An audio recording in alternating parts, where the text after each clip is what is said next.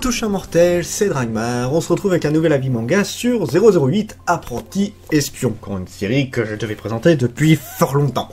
C'est un shonen d'aventure suspense fait par Matsuena Shun, ça doit vous parler, il a fait quelques titres, notamment un Kenshin qui est assez connu.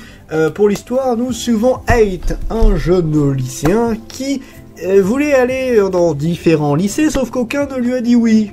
Voilà, parce qu'il avait pas le niveau, ce genre de truc là, donc c'était un petit peu chiant parce qu'il se retrouve un peu en galère, en mode merde, mais qu'est-ce que je vais faire? Et là, d'un coup, il reçoit quand même une acceptation d'un lycée qu'il n'avait même pas demandé, c'était clairement pas dans les trucs qu'il avait demandé, mais au moins, il a un lycée, donc il peut aller étudier et peut continuer son petit bonhomme de chemin. Sauf que, en allant à cette école, il va se rendre compte que c'est pas une école comme les autres. Eh non, c'est une école d'espionnage. Ouais, c'est assez particulier. Mais en gros, voilà, il a été invité parce que son père était un grand espion, même s'il a disparu. Et du coup, en restant dans cette école, il a la possibilité de savoir qu'est-ce qu'il est advenu de son père. Donc ouais, le problème, c'est que monsieur n'a aucune expérience de l'espionnage. Il n'est pas entraîné pour, il n'est pas physiquement fait pour. Il y connaît absolument rien et c'est pas vraiment sa tasse de thé en soi. Comparé aux autres élèves que certains sont venus, beaucoup sont venus exprès pour ça, certains ont été entraînés, ne serait-ce qu'un minimum, ils savent à peu près les bases, ils sont relativement forts, ou alors ils ont des techniques de combat, ce genre de trucs là. C'est pas des amateurs, ils ont quand même un minimum d'expérience, et notamment Kido, une jeune fille qui, elle, a été entraînée toute sa vie pour l'espionnage. Donc elle, c'est une véritable pro, et elle vient là un petit peu pour la formalité, pour se dire qu'elle a le diplôme, et surtout qu'elle a la formation, et qu'elle peut se dire officiellement, je suis une espionne. Donc monsieur, dans ce petit monde, il va devoir faire sa place dans un univers très chaotique, et surtout très dangereux. Ça, c'est pour l'histoire. Alors, c'est quelque chose que j'ai quand même beaucoup aimé, alors, j'en suis assez loin, hein. La série est déjà pas mal avancée. Je crois qu'on est au 7, au 8e tome, si je ne dis pas de bêtises. Et là, je suis à jour, hein. J'ai quasiment... Je crois qu'il n'y a que le dernier que je n'ai pas encore reçu, mais je l'ai commandé.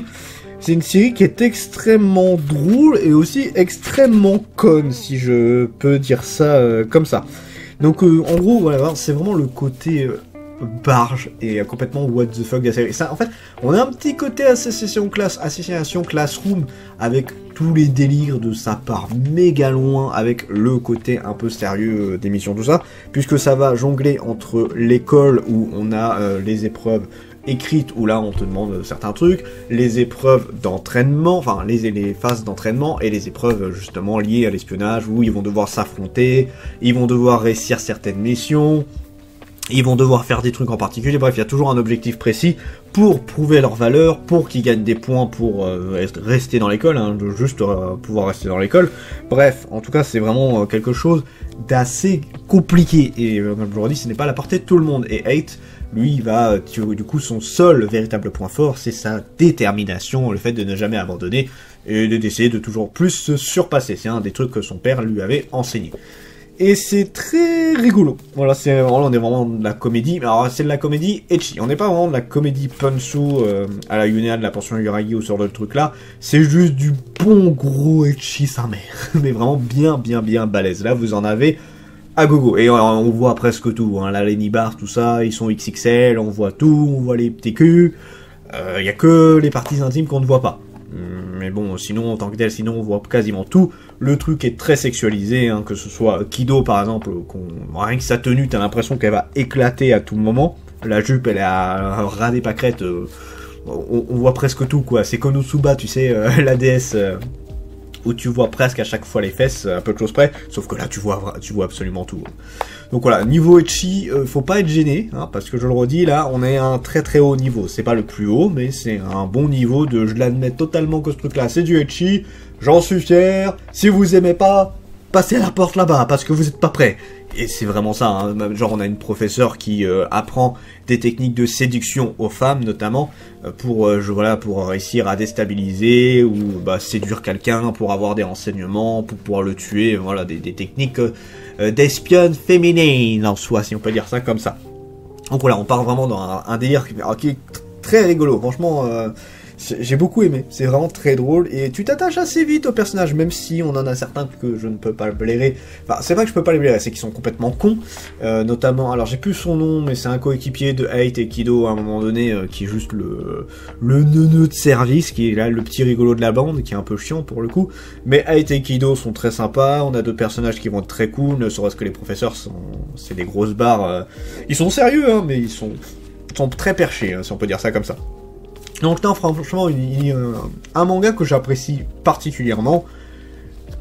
Il y a le côté ecchi aussi qui est pas mal, mais voilà, c'est surtout la comédie qui me fait vraiment bien rire là-dessus, parce qu'il y a de l'action, certes, mais c'est surtout la comédie que je mettrais vraiment en avant.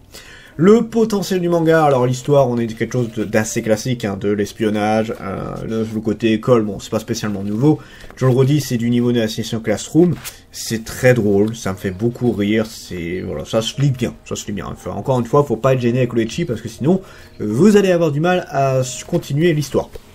Les personnages, on a pas mal de personnages assez cool. Alors, Hate, c'est le cliché un petit peu du mec qui a pas spécialement de force ou d'expérience, ce genre de truc là, c'est juste la détermination. Bon, c'est le truc Neketsu qu'on a l'habitude de voir absolument partout, mais il a quand même un côté attachant, donc ça va. Kido, c'est celle qui est super forte, mais avec son petit côté timide quand même sur certains points. Elle a une chouette d'ailleurs qui est très rigolote. Mais voilà, sinon en tant que telle, j'ai rien de spécial à dire sur Kido. Tu t'attaches bien à elle, mais voilà, elle est vraiment, c'est genre pour montrer un petit peu la différence de niveau entre certains, et surtout quelqu'un qui a été vraiment entraîné juste pour ça. Sinon, voilà, les autres personnages, on en a des ultra classiques, on en a un peu plus cons, on a un peu tout, on a une belle variance sur tout ce qu'il y a en personnage, ça reste quand même... Ah, j'aime beaucoup Hate pour le coup, c'est un personnage qui me fait bien rire. Le dessin est loin d'être... Alors c'est un peu particulier parce que on a des beaux dessins, avec justement la connerie des gags, hein, parce que bien évidemment quand il se passe quelque chose de complètement con, on va avoir le détail un peu plus loufoque, si on peut dire ça, de ce qui se passe. Mais sinon, non, dans l'ensemble, c'est assez bien foutu au niveau du dessin, au niveau de l'action. Les dessins des actions sont super bien. Après, le mec, il a l'habitude, hein, c'est pas la première fois qu'il fait ce genre de choses-là. Bien évidemment, tout ce qui est bobbies, tout ça, c'est pareil, c'est très détaillé. Le seul reproche que je ferais, c'est niveau justement des décors. Je trouve que le décor n'est pas super, que c'est un décor très soft, et pour un truc où, alors oui, c'est la vie un peu de tous les jours, peut-être pas la vie de tous les jours, mais on est dans le monde réel. Disons qu'il y avait moyen de rendre ça plus classe, là, plus intriguant sur certains trucs. Là, pour le coup, je trouve que c'est vraiment très soft, et c'est pas toujours bien travaillé sur les cases, ce genre de choses là. Donc ouais, un petit peu déçu à ce niveau là, je suis un petit peu déçu. Mais bon, ça va, ça reste, on a quand même un dessin où l'action est bien retranscrite. Jusqu'où le manga peut aller, alors je ne sais pas spécialement, une série qui est quand même assez longue, et sachant que sa dernière série était déjà bien longue, donc bon. Donc à voir. Moi ça reste une série qui est très cool. Je le redis, il faut pas être, faut pas détester le ecchi parce que sinon vous ne pourrez pas lire ce manga là, ça va vraiment vous rebuter. Si ça ne vous gêne pas, bah allez-y, c'est une bonne comédie où je me suis vraiment bien marré dessus. Sur ce, c'était Dragmar et je vous dis à la prochaine, chers mortels.